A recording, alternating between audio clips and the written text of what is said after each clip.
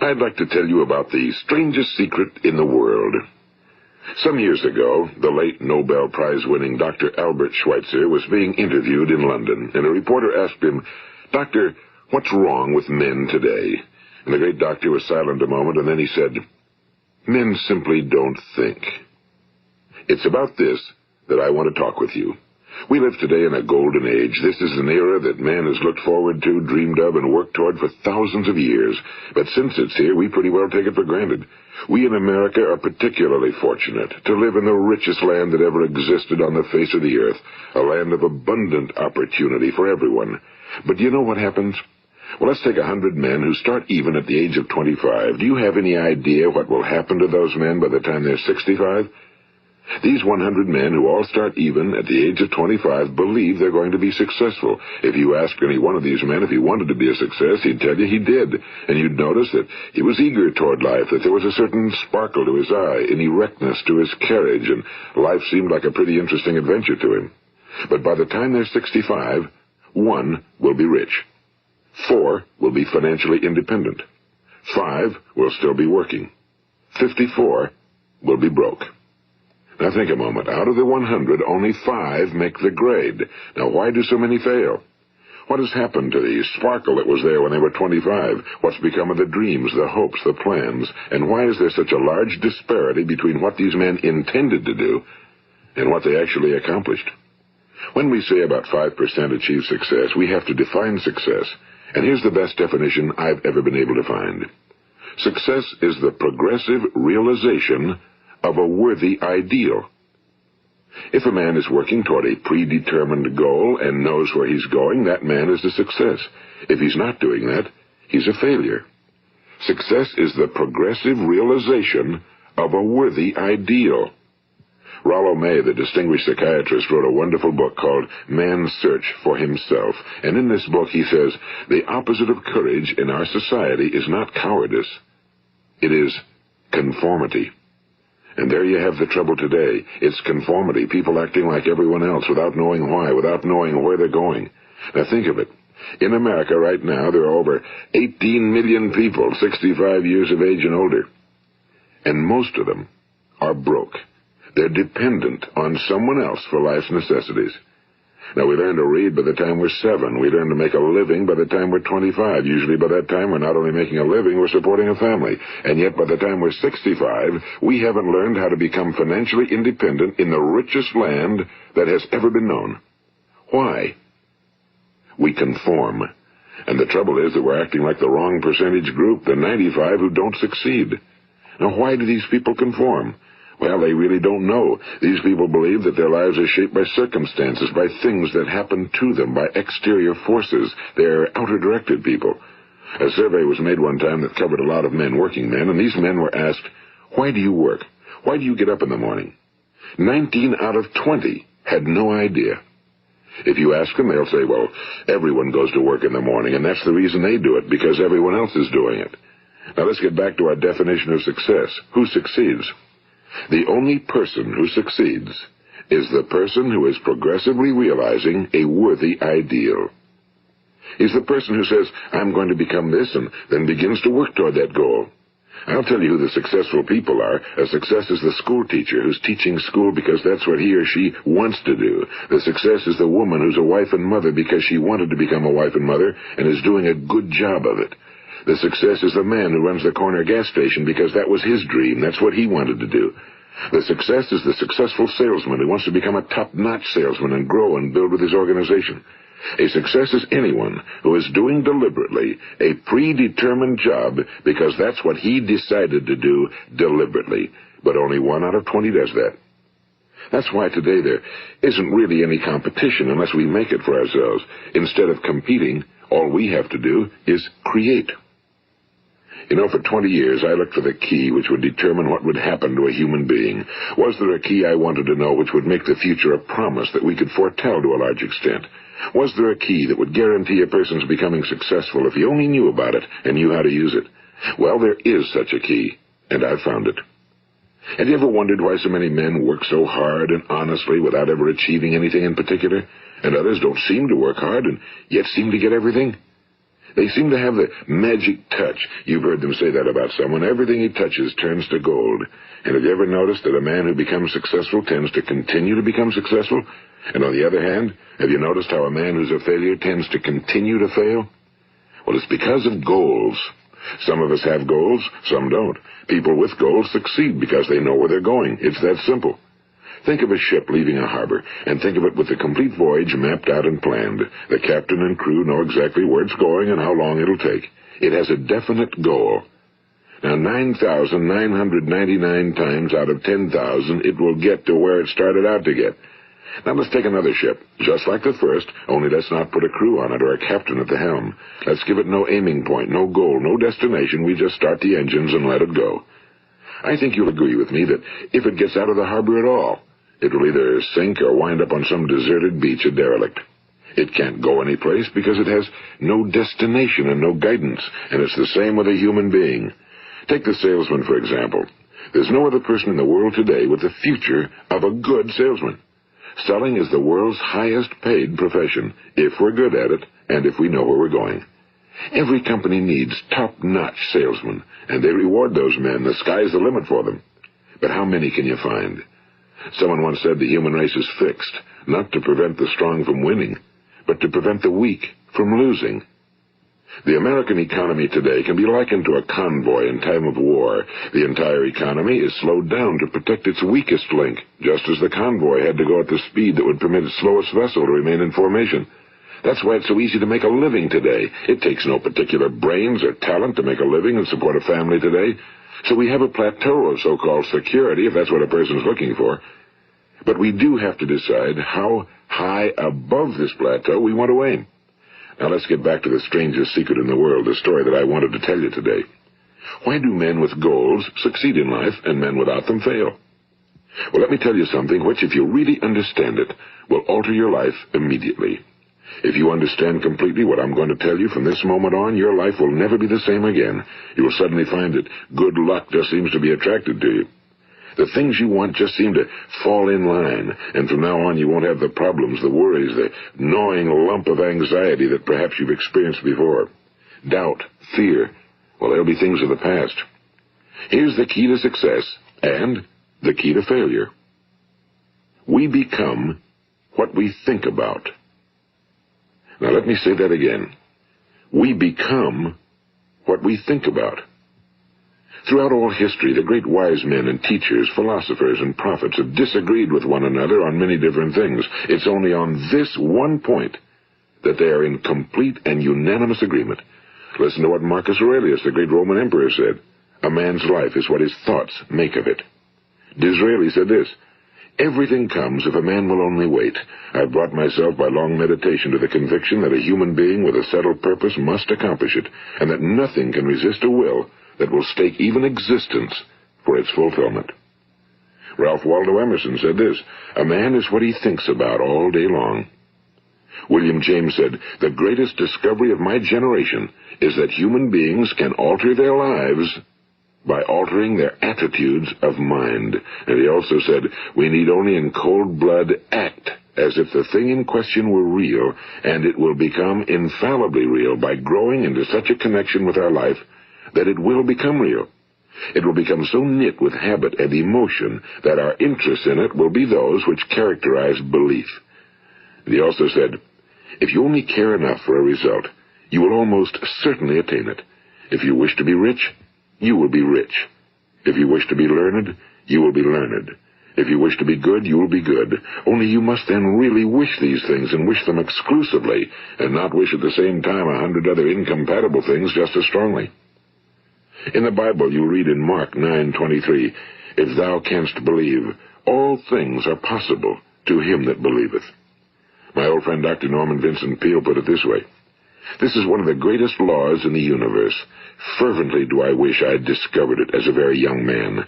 It dawned upon me much later in life, and I found it to be one of the greatest, if not my greatest discovery outside of my relationship to God. The great law, briefly and simply stated, is that if you think in negative terms, you will get negative results. If you think in positive terms, you will achieve positive results. That is the simple fact, he went on to say, which is at the basis of an astonishing law of prosperity and success. In 3 words, believe and succeed. William Shakespeare put it this way: our doubts are traitors and make us lose the good we oft might win by fearing to attempt. George Bernard Shaw said, people are always blaming their circumstances for what they are. I don't believe in circumstances.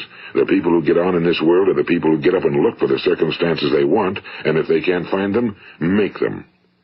Well, that's pretty apparent, isn't it?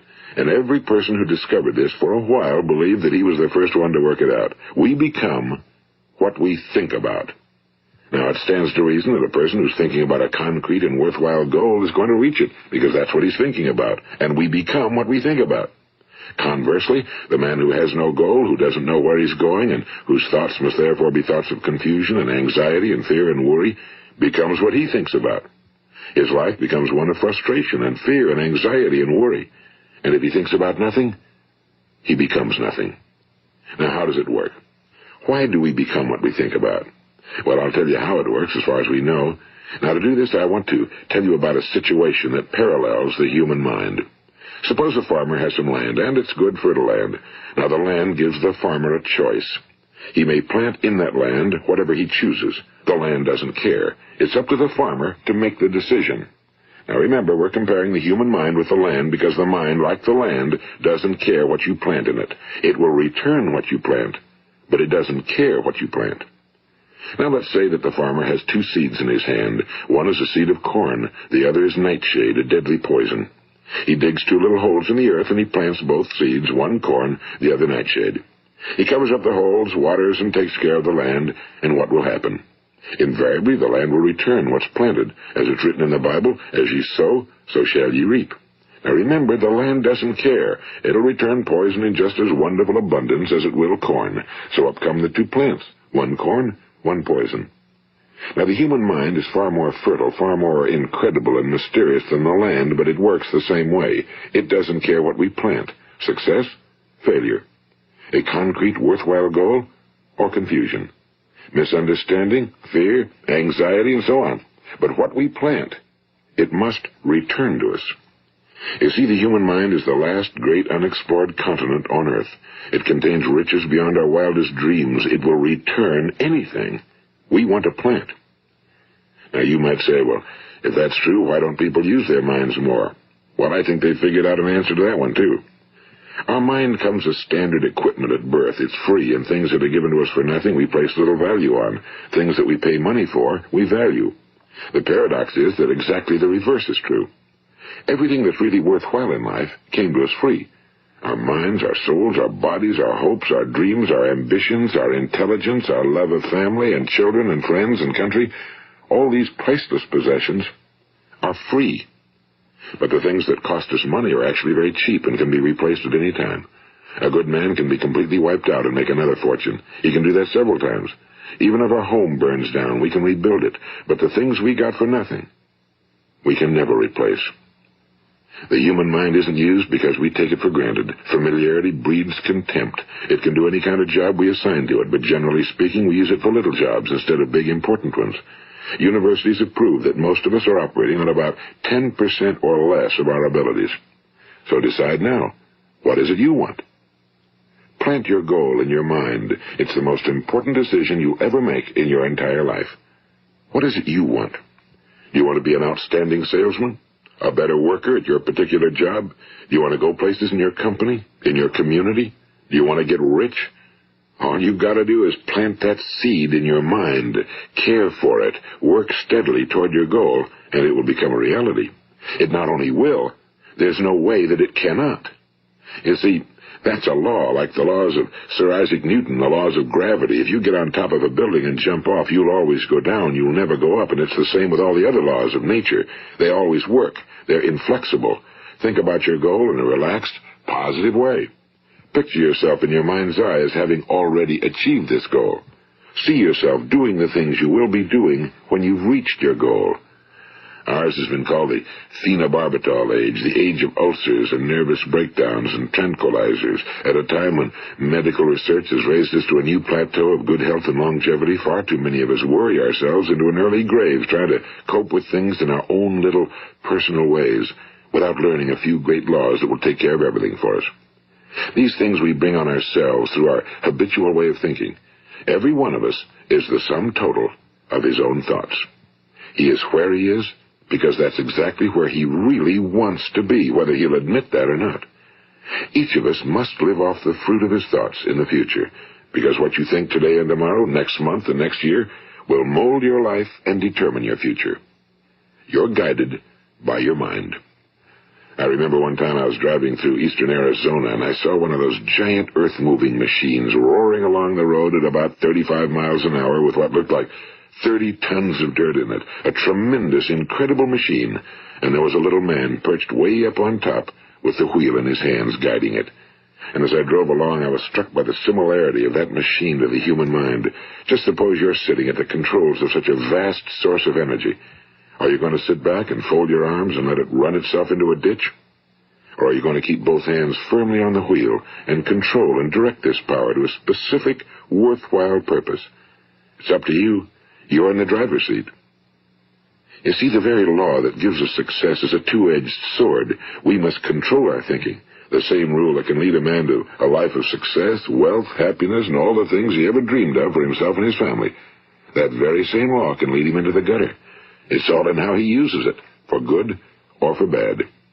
This is the strangest secret in the world. Now, why do I say it's strange, and why do I call it a secret? Actually, it isn't a secret at all. It was first promulgated by some of the earliest wise men, and it appears again and again throughout the Bible, but very few people have learned it, understand it. That's why it's strange, and why for some equally strange reason it virtually remains a secret. I believe that you could go out and walk down the main street of your town and ask one man after another what the secret of success is, and you probably wouldn't run into one man in a month who could tell you. Now, this information is enormously valuable to us if we really understand it and apply it. It's valuable to us not only for our own lives, but the lives of those around us, our families, employees, associates, and friends. Life should be an exciting adventure. It should never be a bore. A man should live fully, be alive. He should be glad to get out of bed in the morning. He should be doing a job he likes to do because he does it well. One time I heard Grove Patterson, the great late editor-in-chief of the Toledo Daily Blade, make a speech, and as he concluded his speech, he said something I've never forgotten. He said, "My years in the newspaper business have convinced me of several things. Among them, that people are basically good, and that we came from someplace, and we're going someplace. So we should make our time here an exciting adventure. The architect of the universe didn't build a stairway leading nowhere." And the greatest teacher of all, the carpenter from the plains of Galilee, gave us the secret time and time again. As ye believe, so shall it be done unto you. I've explained the strangest secret in the world and how it works. Now, on this side, I want to explain how you can prove to yourself the enormous returns possible in your own life by putting this secret to a practical test. I want you to make a test that will last 30 days. It isn't going to be easy, but if you'll give it a good try, it will completely change your life for the better.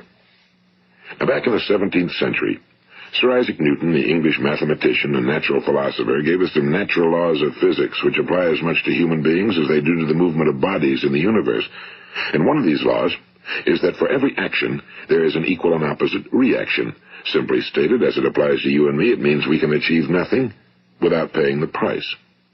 The results of your 30-day experiment will be in direct proportion to the effort you put forth. To be a doctor, you must pay the price of long years of difficult study. To be successful in selling, and remember that each of us succeeds to the extent of his ability to sell. Selling our families on our ideas, selling education in schools, selling our children on the advantages of living the good and honest life, selling our associates and employees on the importance of being exceptional people. To, of course, the profession of selling itself. But to be successful in selling our way to the good life, we must be willing to pay the price. And what is that price? Well, it's many things. First, it's understanding emotionally, as well as intellectually, that we literally become what we think about, that we must control our thoughts if we're to control our lives. It's understanding fully that as ye sow, so shall ye reap. Second, it's cutting away all fetters from the mind and permitting it to soar as it was divinely designed to do. It's the realization that your limitations are self-imposed and that the opportunities for you today are enormous beyond belief. It's rising above narrow-minded pettiness and prejudice. And third, it's using all your courage to force yourself to think positively on your own problem, to set a definite and clearly defined goal for yourself, to let your marvelous mind think about your goal from all possible angles, to let your imagination speculate freely upon many different possible solutions, to refuse to believe that there are any circumstances sufficiently strong to defeat you in the accomplishment of your purpose, to act promptly and decisively when your course is clear, and to keep constantly aware of the fact that you are, at this moment, standing in the middle of your own acres of diamonds, as Russell Conwell used to point out. And fourth, save at least 10% of every dollar you earn. It's also remembering that no matter what your present job, it has enormous possibilities, if you're willing to pay the price. Now let's just go over the important points in the price each of us must pay to achieve the wonderful life that can be ours. It is, of course, worth any price. 1. You will become what you think about. 2. Remember the word imagination and let your mind begin to soar. 3. Courage. Concentrate on your goal every day. 4. Save 10% of what you earn. And 5. Action. Ideas are worthless unless we act on them. Now, I'll try to outline the 30-day test I want you to make. Keep in mind that you have nothing to lose by making this test and everything you could possibly want to gain. There are 2 things that may be said of everyone. Each of us wants something, and each of us is afraid of something. I want you to write on a card what it is you want more than anything else. It may be more money. Perhaps you'd like to double your income or make a specific amount of money. It may be a beautiful home. It may be success at your job. It may be a particular position in life. It could be a more harmonious family. Each of us wants something. Now write down on your card specifically what it is you want. Make sure it's a single goal and clearly defined. You needn't show it to anyone, but carry it with you so that you can look at it several times a day. Think about it in a cheerful, relaxed, positive way each morning when you get up, and immediately you have something to work for, something to get out of bed for, something to live for. Look at it every chance you get during the day and just before going to bed at night. And as you look at it, remember that you must become what you think about, and since you're thinking about your goal, you realize that soon it will be yours. In fact, it's yours really the moment you write it down and begin to think about it. Look at the abundance all around you as you go about your daily business. You have as much right to this abundance as any other living creature. It's yours for the asking. Now we come to the difficult part. Difficult because it means the formation of what is probably a brand new habit, and new habits are not easily formed. Once formed, however, it will follow you for the rest of your life. Stop thinking about what it is you fear. Each time a fearful or negative thought comes into your consciousness, replace it with a mental picture of your positive and worthwhile goal. And there will come times when you'll feel like giving up. It's easier for a human being to think negatively than positively. That's why only 5% are successful. You must begin now to place yourself in that group. For 30 days, you must take control of your mind. It will think about only what you permit it to think about. Each day for this 30-day test, do more than you have to do. In addition to maintaining a cheerful, positive outlook, give of yourself more than you've ever done before.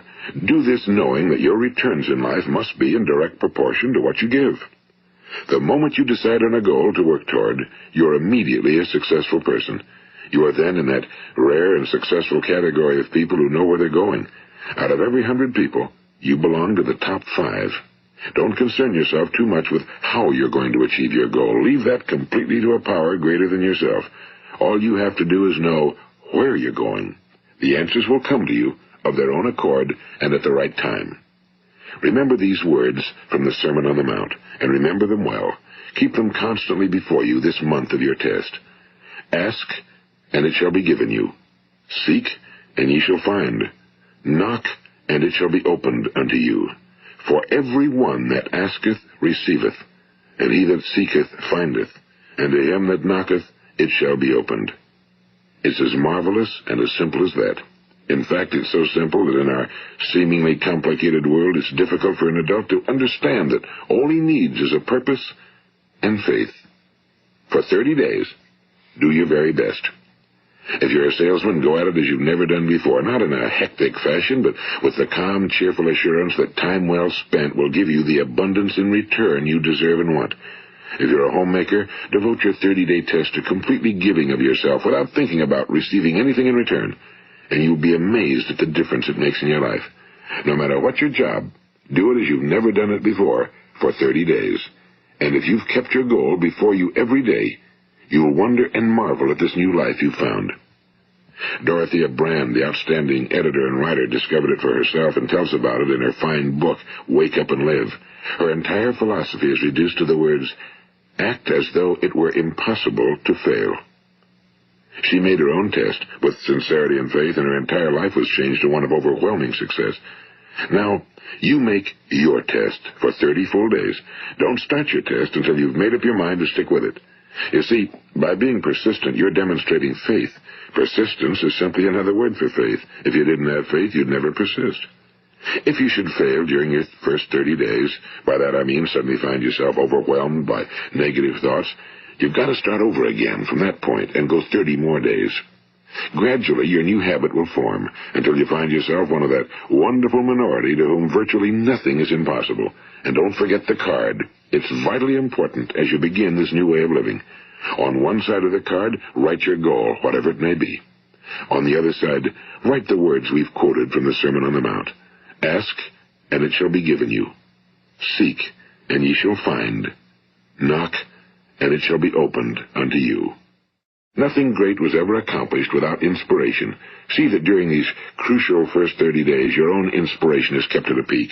And above all, don't worry. Worry brings fear, and fear is crippling. The only thing that can cause you to worry during your test is trying to do it all yourself. Know that all you have to do is hold your goal before you. Everything else will take care of itself. Remember also to keep calm and cheerful. Don't let petty things annoy you and get you off course. Now, since making this test is difficult, some will say, why should I bother? Well, look at the alternative. No one wants to be a failure. No one really wants to be a mediocre individual. No one wants a life constantly filled with worry and fear and frustration. Therefore, remember that you must reap that which you sow. If you sow negative thoughts, your life will be filled with negative things. If you sow positive thoughts, your life will be cheerful, successful, and positive. Now, gradually, you will have a tendency to forget what you've heard on this recording. Play it often. Keep reminding yourself of what you must do to form this new habit. Gather your whole family around at regular intervals and listen to what's been said here. You know, most men will tell you that they want to make money without understanding the law. The only people who make money work in a mint. The rest of us must earn money. This is what causes those who keep looking for something for nothing or a free ride to fail in life. The only way to earn money is by providing people with services or products which are needed and useful. We exchange our time and our product or service for the other man's money. Therefore, the law is that our financial return will be in direct proportion to our service. Now, success is not the result of making money. Making money is the result of success, and success is in direct proportion to our service. Most people have this law backwards. They believe that you're successful if you earn a lot of money. The truth is that you can only earn money after you're successful. It's like the story of the man who sat in front of the stove and said to it, "Give me heat, and then I'll add the wood." How many men and women do you know, or do you suppose there are today, who take the same attitude toward life? There are millions. We've got to put the fuel in before we can expect heat. Likewise, we've got to be of service first before we can expect money. Don't concern yourself with the money. Be of service. Build, work, dream, create. Do this, and you'll find there's no limit to the prosperity and abundance that will come to you. Prosperity, you know, is founded upon a law of mutual exchange. Any person who contributes to prosperity must prosper in turn himself. Sometimes the return will not come from those you serve, but it must come to you from someplace, because that's the law. For every action, there is an equal and opposite reaction. As you go daily through your 30-day test period, remember that your success will always be measured by the quality and quantity of service you render, and money is a yardstick for measuring this service. No man can get rich himself unless he enriches others. Now, there are no exceptions to a law. You can drive down any street in America and from your car estimate the service that's being rendered by the people living on that street. Had you ever thought of this yardstick before? It's interesting. Some, like ministers and priests and other devoted people, measure their returns in the realm of the spiritual, but again, their returns are equal to their service. Once this law is fully understood, any thinking person can tell his own fortune. If he wants more, he must be of more service to those from whom he receives his return. If he wants less, he has only to reduce his service. This is the price you must pay for what you want. If you believe you can enrich yourself by deluding others, you can end only by deluding yourself. It may take some time, but just as surely as you breathe, you'll get back what you put out. Don't ever make the mistake of thinking you can avert this. It's impossible. The prisons and the streets where the lonely walk are filled with people who tried to make new laws just for themselves. We may avoid the laws of man for a while, but there are greater laws that cannot be broken. An outstanding medical doctor recently pointed out 6 steps that will help you realize success. 1. Set yourself a definite goal. 2. Quit running yourself down. 3. Stop thinking of all the reasons why you cannot be successful and instead think of all the reasons why you can. 4. Trace your attitudes back through your childhood and try to discover where you first got the idea you couldn't be successful, if that's the way you've been thinking. 5. Change the image you have of yourself by writing out a description of the person you would like to be. And 6. Act the part of the successful person you have decided to become. The doctor who wrote those words is a noted West Coast psychiatrist, Dr. David Harold Fink. Do what the experts since the dawn of recorded history have told you must do. Pay the price by becoming the person you want to become. It's not nearly as difficult as living unsuccessfully. Make your 30-day test, then repeat it again, and each time it will become more a part of you until you'll wonder how you could ever have lived any other way. Live this new way, and the floodgates of abundance will open and pour over you more riches than you may have dreamed existed. Money? Yes, lots of it. But what's more important, you'll have peace. You'll be in that wonderful minority who lead calm, cheerful, successful lives. Start today. You have nothing to lose, but you have a whole life to win. This is Earl Nightingale, and thank you.